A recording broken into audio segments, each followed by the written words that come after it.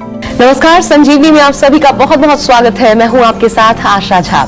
हम सभी जानते हैं कि दाल हमारी सेहत के लिए बहुत फायदेमंद होती है। दाल में कुछ ऐसे पौष्टिक तत्व पाए जाते हैं जो हमारी बुद्धि के साथ साथ हमारे शरीर के विकास में भी मददगार साबित होती है। लेकिन क्या आपको पता है कि दालें हमें कई गंभीर बीमारियों से भी बचाती हैं? जी हाँ, आज संजीवनी में हम आपको बताने वाले हैं किस बीमारी में कौन सी दाल का सेवन करना हमारे लिए बहुत फायदेमंद है। और इसी विषय पर चर्चा करने के लिए रोज की तरह हमारे साथ मौजूद हैं विश्व प्रसिद्ध आयुर्वेदाचार्य डॉक्टर प्रताप चौहान। बहुत बहुत स्वागत है डॉक्टर साहब आपका। शुक्रिया जी।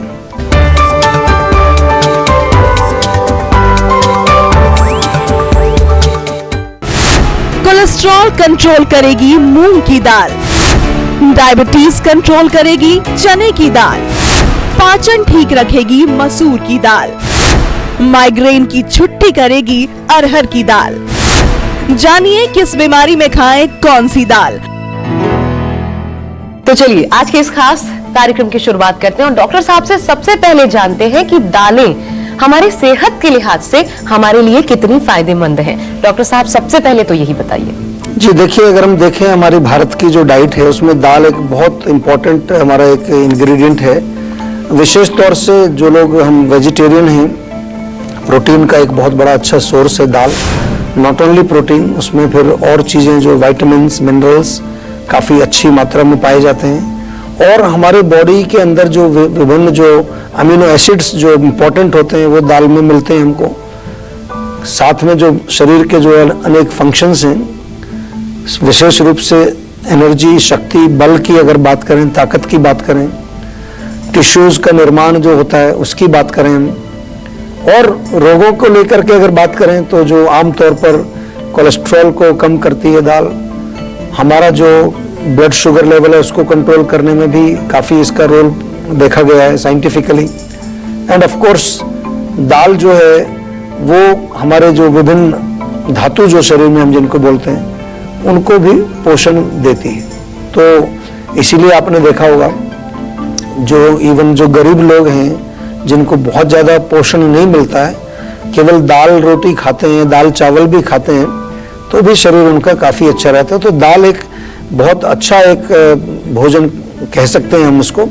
और विशेष तौर पर हमारे देश की अगर जो हमारी कंडीशंस हैं उनको देखा जाए तो उसमें बहुत अच्छा सूटेबल एक हमारा भोजन है।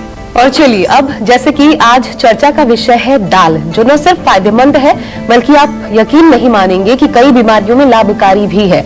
तो एक एक करके अब हम अलग अलग दालों की बात करते हैं और सबसे पहले बात कर लेते हैं पीली मूंग की दाल की। हम में से कईयों को पसंद भी होती है। तो डॉक्टर साहब ये पीली मूंग की दाल फायदेमंद कितनी होती है ये तो बताइए ही, लेकिन किस बीमारी में बेहद फायदेमंद है? जी देखिए, आमतौर पर तो मूंग की दाल लोग बहुत पसंद नहीं करते। अच्छा। क्योंकि वो जब बीमार होते हैं तभी बनाई जाती है। पीली मूंग की दाल खिचड़ी वगैरह बनाई जाती है, सूप बनाया जाता है। तो इसी से अंदाजा आपको लग जाएगा कि वो ताकत देती है। खास तौर से ऐसी कंडीशन जब आपकी अग्नि बहुत मंद है, बीमार हैं आप, बुखार है, कोई आपको और कोल्ड है, कफ है, सांस फूल रहा है, ऐसी सिचुएशन में मूंग की दाल बहुत अच्छा काम करती है। क्योंकि इजीली डाइजेस्टेबल है, ऑफ कोर्स प्रोटीन या उसमें जो भी न्यूट्रिशन तो है, लेकिन आसानी से पच जाती है। और इसके साथ साथ आपके अंदर किसी प्रकार का जो आम हम जो कहते हैं आम नहीं बनने देती है, कोई टॉक्सिन्स को नहीं बनने देती है, कोलेस्ट्रॉल को कंट्रोल करती है, और साथ ही साथ जो है आपके शरीर में पोषण यानी कि ताकत देती है। और चलिए अब बात करते हैं प्रोटीन और फाइबर से भरपूर चने की दाल की। तो डॉक्टर साहब चने की दाल एक तो ये बताइए किस बीमारी में फायदा पहुंचाती है, दूसरा ये भी बताइए क्योंकि पकौड़े लोगों को बहुत पसंद होते हैं और बेसन जब बनता है तो चने की दाल से ही, तो क्या वो भी इतना ही फायदेमंद होता है? देखिए, ये भी आपने बड़ा अच्छा प्रश्न पूछा है कि कोई भी जो चीज है उसके गुण हैं, तो वो गुण हमारे शरीर में कैसे मिलेंगे। अब चने की दाल आप खाएंगे तो उसका एक गुण मिलेगा। अब उसी दाल का बेसन बना के आपने फ्राई उसको कर दिया तो उसमें गुण कुछ कम होगा, क्योंकि बहुत ज़्यादा फ्राई करने से उसका न्यूट्रिएंट्स कुछ कम होते हैं। ऑफ कोर्स वो डिफिकल्ट टू डाइजेस्ट भी हो जाती है और पचेगी नहीं तो प्रॉब्लम क्रिएट करेगी। नॉर्मली जो है चने की दाल एनीमिया में बहुत फायदेमंद है। जो लोग जिनको खून की कमी रहती है या डायबिटीज़ में आमतौर पर इसका प्रयोग किया जाता है। भुने हुए चने भी आपने देखा होगा डायबिटीज़ में लोग खाते हैं। कोलेस्ट्रॉल को कम करती है, कब्ज को भी दूर करती है। अगर आप उसमें फाइबर काफ़ी होता है, कब्ज को भी दूर करती है। और चने की दाल का अक्सर जो बेसन आपने जिक्र किया, तो बेसन का त्वचा पर भी लेप लगाया जाता है। तो अगर चेहरे पर आपके जो है कुछ ब्लैक ब्लेमिशेस हैं, पिगमेंटेशन है, तो बेसन को थोड़ा सा दूध में मिला के उसका पेस्ट बना के लगाया जाता है। तो एक्सटर्नल यूज भी है और इंटरनल भी कई फायदे आपको चने की दाल से मिलते हैं। और अब कैल्शियम, जिंक, फास्फोरस, कॉपर और विटामिन डी इससे भरपूर होती है मसूर की दाल, जो बहुत सारे लोगों को पसंद होती है। तो डॉक्टर साहब से जानते हैं कि मसूर की दाल कितनी फायदेमंद है, बताइए ही। लेकिन बीमारी कौन कौन सी ऐसी बीमारियां हैं जिसमें फायदा पहुंचाती हैं? देखिए, बीमारियों की बात करें तो ताकत, जैसे आपने बताई, ताकत तो उसमें है ही। तो डायरिया में अक्सर मूंग की दाल, ये मसूर की दाल का प्रयोग किया जाता है। या जो महिलाओं में वाइट डिस्चार्ज होता है, श्वेत प्रदर उसको कहते हैं, या ब्लीडिंग ज़्यादा होती है ड्यूरिंग द मेंस्ट्रुएशन, उसमें भी इसका प्रयोग किया जाता है। ऑफ कोर्स अगर किसी को पाचन खराब है, अग्नि उसकी मंद है, उसमें भी मसूर की दाल काफ़ी अच्छा रोल प्ले करती है, कब्ज को भी दूर करती है, एंड ऑफ कोर्स ताकत, पोषण, न्यूट्रिशन तो देती ही देती है। और अब एक और दाल की बात करते हैं हम, और अक्सर बहुत ज्यादा उपयोग में लोग शायद लाते नहीं, वो है काली बीन्स की दाल। तो डॉक्टर साहब, ये दाल शायद बहुत कम लोग ही खाते होंगे। जी जी। लेकिन ये भी क्या उपयोगी है? ये भी बीमारियों में फायदेमंद है? हाँ, देखिए, फायदेमंद है। और इसमें मेन अगर फायदा हम बीमारियों की बात करें तो कमजोरी जिन लोगों को होती है, थकान रहती है, बहुत ज्यादा वीकनेस बॉडी में आपके है, इसीलिए क्योंकि इसमें कुछ ऐसे तत्व पाए जाते हैं, आयरन है, फोलेट है, प्रेग्नेंट महिलाओं के लिए बहुत अच्छी है। जब महिला गर्भवती होती है तो डॉक्टर भी उसको आयरन और इस तरह के सप्लीमेंट्स देते हैं, उनके लिए बहुत गुणकारी है। एंड ऑफ कोर्स जो बच्चे वीक हैं उनको अगर थोड़ा इसका सूप वगैरह बना के दिया जाए, या फिर आजकल कई तरह की चीज़ें और बनती हैं, आजकल उसका पेस्ट बना दिया जाता है, और पेस्ट को भी फिर आप कई प्रकार से यूज़ करते हैं। जैसे कि आपके जो सफ़ेद चने होते हैं उसका पेस्ट आजकल काफ़ी पॉपुलर है, उसको हुमस बोलते हैं, विदेशों में बहुत चलता है, भारत में भी मैंने देखा है कई जगह लोग उसका सेवन करते हैं। और काली बीन्स डेफिनेटली उनको आप सोक कर सकते हैं, उनके आप स्प्राउट्स बना करके खा सकते हैं, उनका पेस्ट बना के खा सकते हैं, और उसके जो है आप डेफिनेटली जैसे दाल बनाते हैं उस तरह से बना कर भी उसका सेवन कर सकते हैं। और अब विटामिन ए, डी और कैल्शियम से भरपूर अरहर की दाल की बात कर लेते हैं। तो ये दाल किस बीमारी में फायदेमंद होती है, डॉक्टर साहब ये भी बताइए। अरहर की दाल जो है उसको अगर हम देखें तो अरहर की दाल बहुत कॉमन है, तूर की दाल भी इसको कहते हैं। तो मुख्य रूप से अगर सिर दर्द है, माइग्रेन अगर होता है आपको, बहुत ज़्यादा पसीना यदि आपको बॉडी में आता है, या फिर जो है कहीं पर आपके कोई जख्म वगैरह बने हैं, उसमें भी इसका लेप किया जाता है। दांत में अगर प्रॉब्लम हो आपको तो थोड़ी अरहर की दाल उबाल करके उसके अगर कुल्ले करेंगे, गरारे करेंगे, उससे आपके दांतों के रोग भी दूर होते हैं। एंड ऑफ कोर्स बड़ी कॉमन दाल है पीली दाल भी, अक्सर आप इसको देखते हैं कई बार जब आप रेस्टोरेंट में भी जाते हैं तो वहाँ पर या तो आपको दाल मखनी मिलती है, वो उड़द की दाल, या फिर पीली दाल, दाल तड़का, वहाँ पर ये अरहर की दाल प्रयोग होती है। एंड ऑफ कोर्स वैसे अरहर की दाल का जो पूरा अरहर का जो पेड़ है, उसके पत्ते उसके बहुत गुणकारी होते हैं। आमतौर पर जो हमारे जो जानवर दूध देने वाले होते हैं उनको खिलाया जाता है।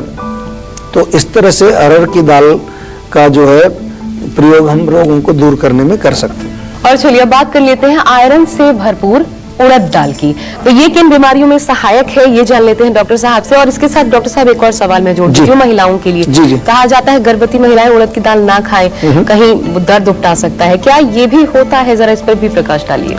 देखिए, उड़द की दाल में ताकत बहुत है, गुणकारी है, जैसे आपने कहा खून की कमी वाले ले सकते हैं, लेकिन थोड़ी सी हैवी होती है, आपने देखा होगा पचाने में। हम लोग भी कई बार अपने शो में हमेशा बताते हैं कि भी बादी वाली चीजों में उड़द की दाल का प्रयोग हम नहीं बताते हैं कि नहीं करना चाहिए, डिफिकल्ट टू डाइजेस्ट होती है। अदरवाइज इसी दृष्टि से गर्भवती महिला, क्योंकि जब ऑलरेडी वो गर्भवती है तो कई बार गैस की प्रॉब्लम, कब्ज की प्रॉब्लम, वात का प्रकोप रहता है, तो इसलिए मना किया जाता है। ऐसा नहीं कि बहुत कोई पॉइजनस चीज, ऐसा नहीं, खा सकते हैं लेकिन ज्यादा नहीं खानी चाहिए। और वैसे उड़द की दाल का हम जिक्र करें तो शुक्रवर्धक है।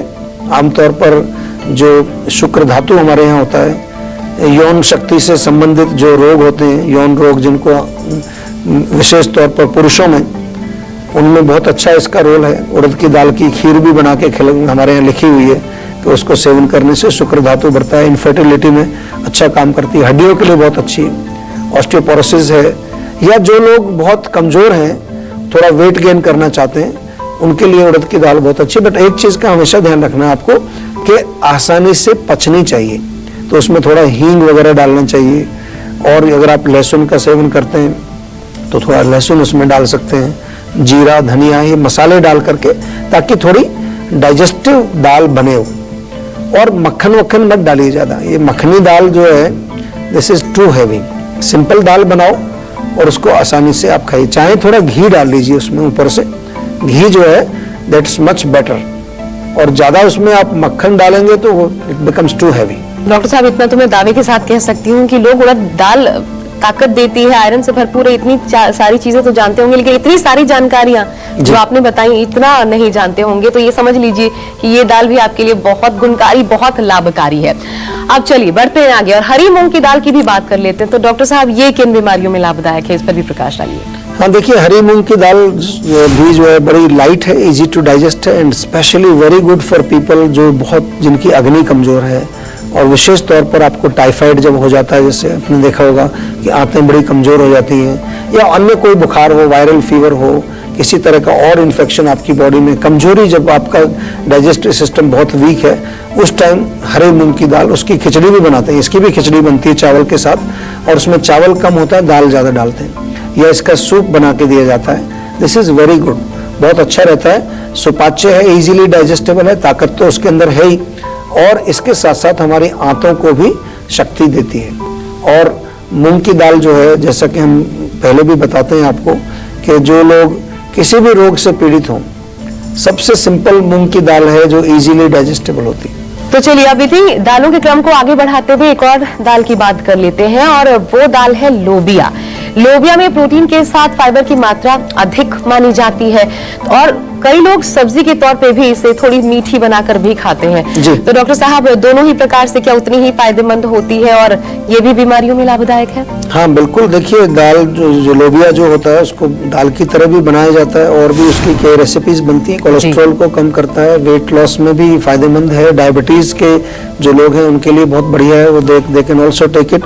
और इसके साथ साथ जो बहुत कमजोरी या थकान जिन लोगों को रहती है, उसमें भी बहुत फायदा करता है। क्योंकि जैसे आपने देखा होगा, जैसे सोयाबीन्स होते हैं, सोया में भी बहुत सारे प्रोटीन आपको मिलता है। इसी तरह से lobia is a similar type of dal या सिमिलर टाइप ऑफ बीन्स, जो कि इसमें शक्ति काफ़ी होती है। और इसको अगेन, इसको जब आप बनाते हैं, कुक करते हैं, तो मेक श्योर इसको थोड़ा भिगो देना चाहिए। 12 घंटे अगर रात को भीगा रहेगा तो then it is more easily, आसानी से पक जाता है, और वो पचने में भी बड़ा आसान रहता है। अब चलिए हम कार्यक्रम को आगे बढ़ाएं, उससे पहले एक कॉलर हमारे साथ आरती जी फोन लाइन पर जुड़ चुकी हैं। बहुत स्वागत है आरती जी आपका संजीवनी में। सवाल पूछिए डॉक्टर साहब से। सर, मैं ये जानना चाहती हूँ ना कि मेरा वजन ना 85 है, और ना ये बढ़ता ही जा रहा है। और मैंने रिपोर्ट भी चेक करवाई थी, लेकिन मैंने चेकअप भी करवाया था, बट ना रिपोर्ट में कुछ आया नहीं।